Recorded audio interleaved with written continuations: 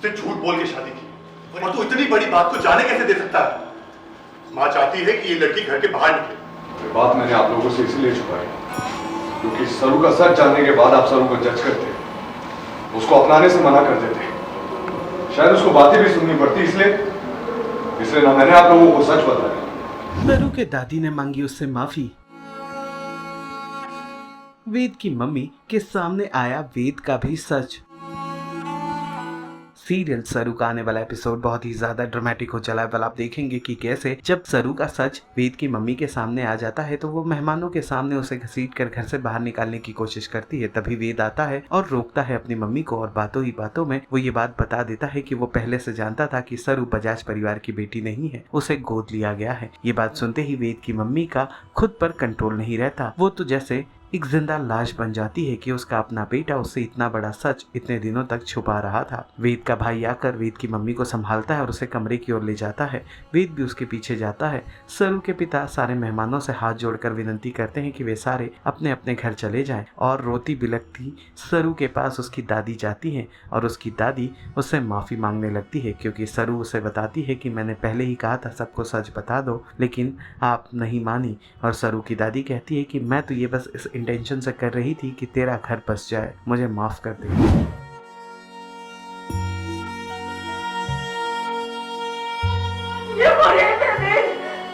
ये लड़की सरू नहीं है, ये लड़की सरू बजाज नहीं है।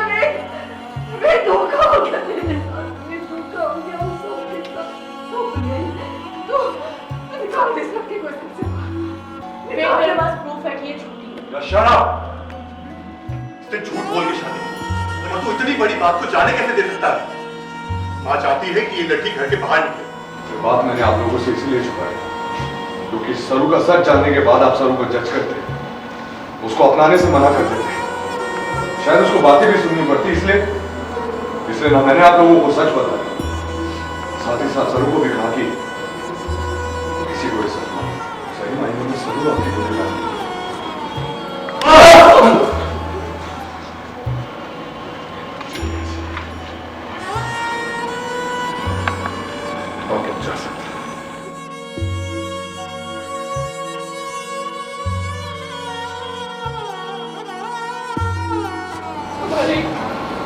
एक झूठ की वजह से सब बर्बाद। हमारे को माफ कर दे बेटा, मैंने जो भी किया तेरी भलाई के लिए किया। आगे भी देता है बस।